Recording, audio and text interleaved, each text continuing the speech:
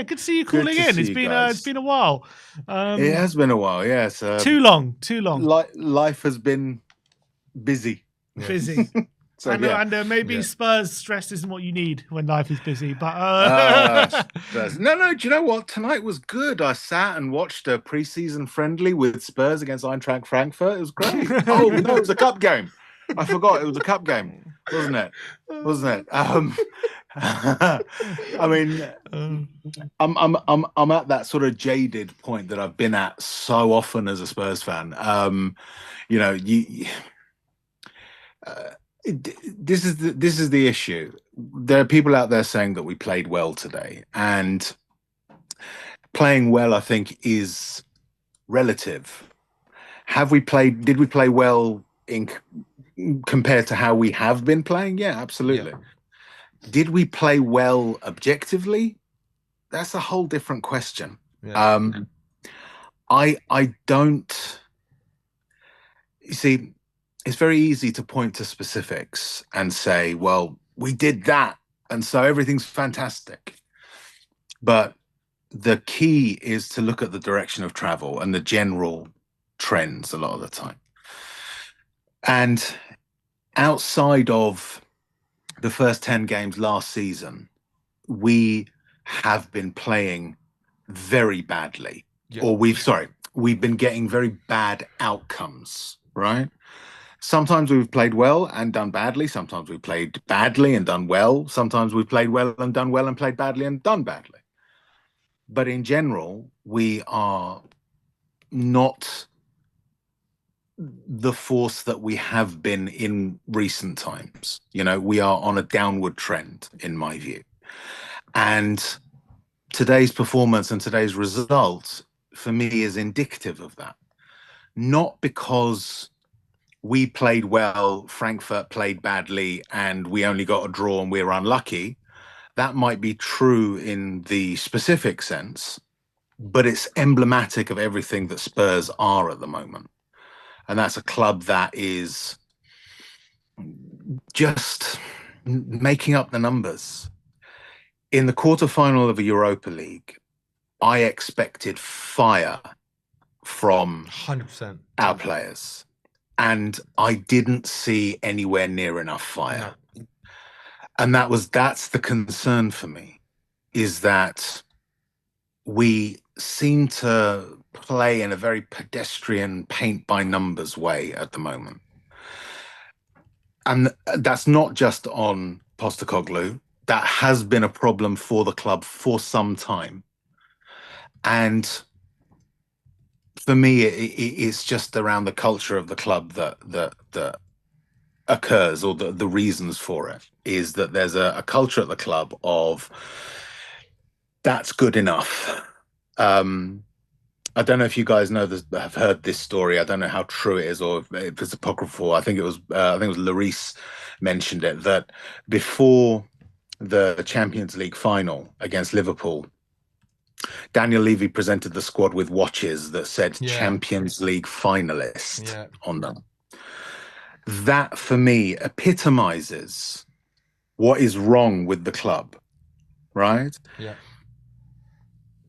Getting to a final like the Champions League final is an achievement, but it is not a celebratable one unless you win that game.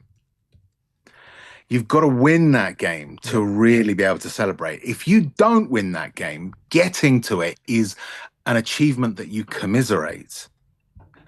And that, to me, speaks of a culture. And when I was in my more vociferous earlier, when I was getting angry about what was happening, I suppose, now I just sort of look at it with a wry smile and a slightly bitter chuckle. But when I was getting angry, the way I described it was that Daniel Levy is the intestinal virus at Spurs, and Ange Postecoglou is the explosive diarrhea that's caused by it, basically. That's the way that I would put it. He is not necessarily a problem. I mean, he is a problem, but he's not the major problem, but he is the big symptom. In as much as the reason we got him is, I speculate is because they felt he would be cheap and that he would be easy to manipulate when it came to recruitment. He wouldn't have a big mouth in terms of firing both barrels at the club like Conte would. He wouldn't be, yeah, or Mourinho. I mean, Mourinho would probably, Mourinho would just fire at everyone in his very, very sort of acerbic way. But we're lost. We're lost as a club. Now, we might go to Frankfurt next week and through some concatenation of circumstances, win the game, win the tie, and get through to the semi-final. But then you got the semi-final, and then potentially you've got the final. I mean, yeah, Bodo Glimt might have beaten Lazio today, but do we think that the tie is over when it comes to that? I mean, shocks happen all the time. You know, the likelihood still is that whoever wins our tie is going to face Lazio. Does anyone really see us getting past them if we struggle to get past Frankfurt? We struggle to get past Alkmaar. You know, we finished fourth in our group, in the group stage, sorry, you know, in our group, there's one group now, in the group stage when, you know, the betting was that we were favourites for the cup.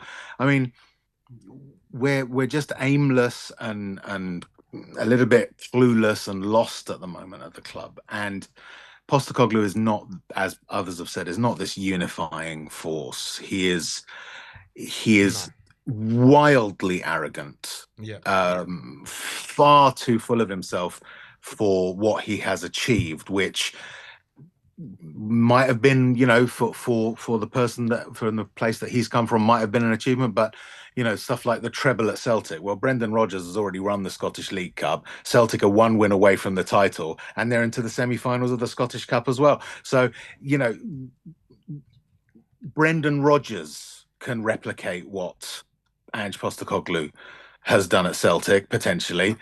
Who really wants Brendan Rodgers as Spurs manager? You know?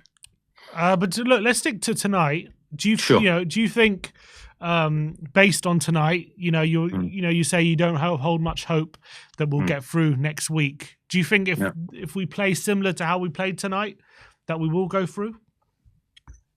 No, I don't.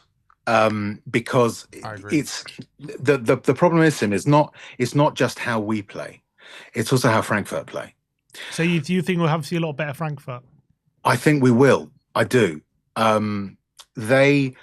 They will be on their home turf. Okay, from all accounts, Frankfurt is an absolute cauldron. It's a place that, you know, is right, you know, rivals the likes of Dortmund and the Yellow Wall. You know, maybe not quite as intense as that, but it is a scary place to go, apparently.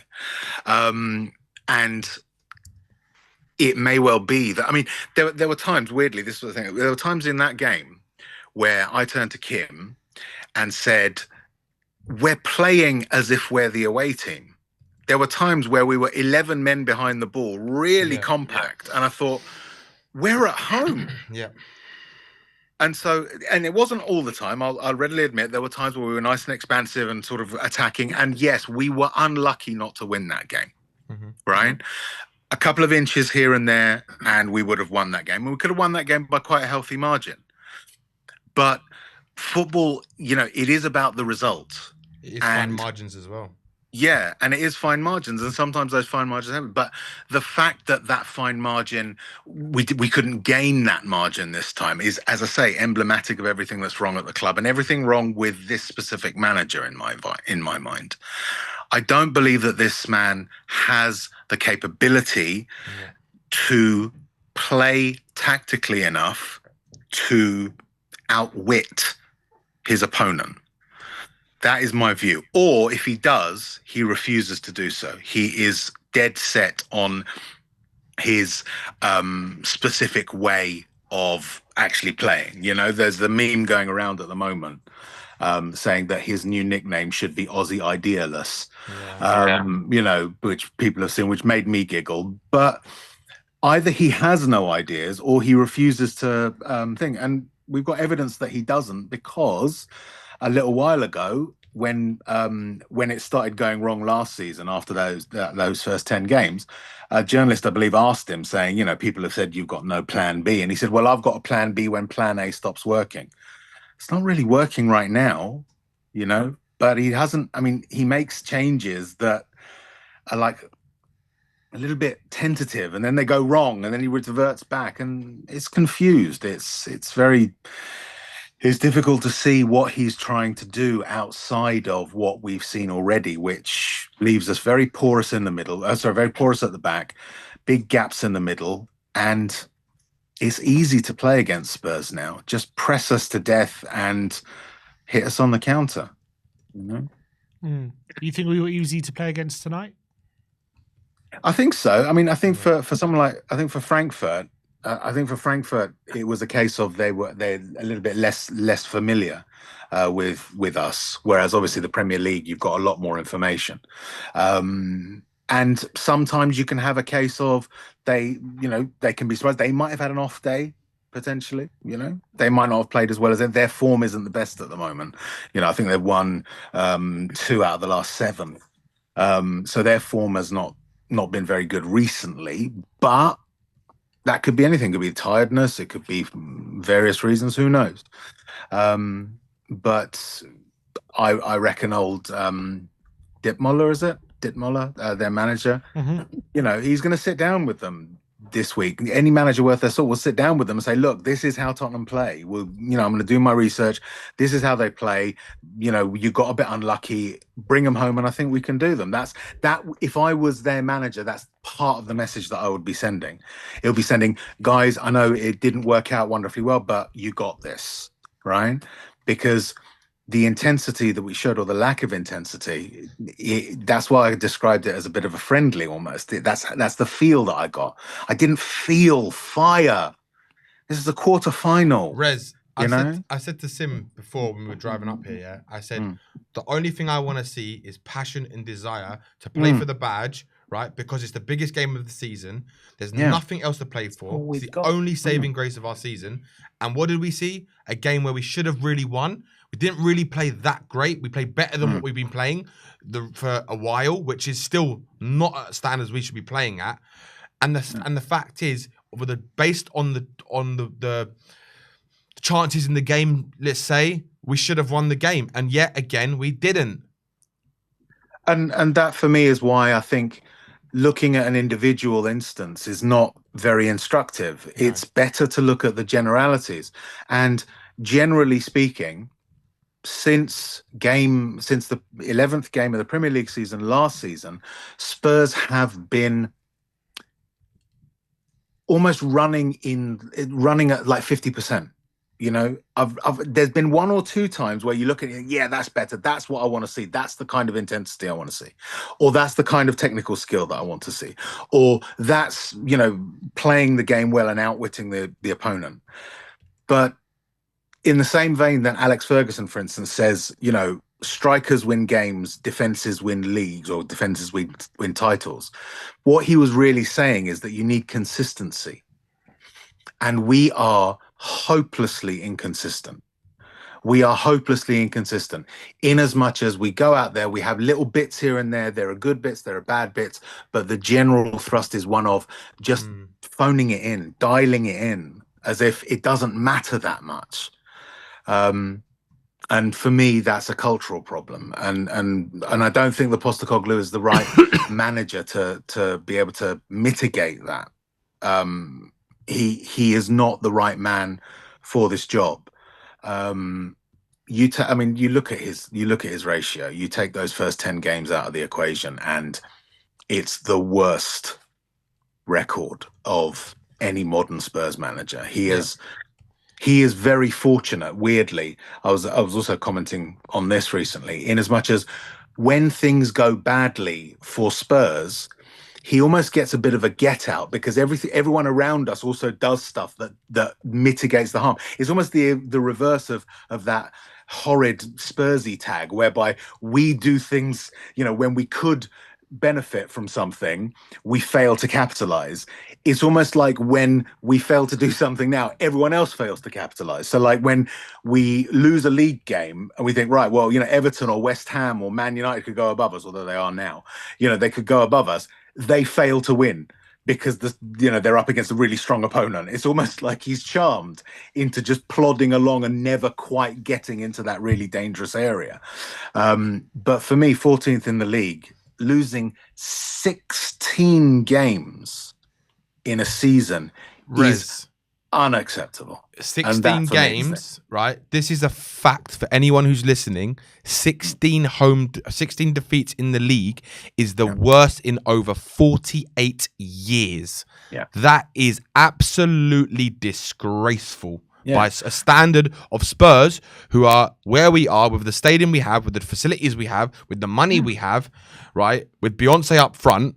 That is absolutely diabolical. We should never be in this situation. And these are the things. And so again, I don't want to sit here and be to use the phrase negative. Yeah, exactly. About the game today.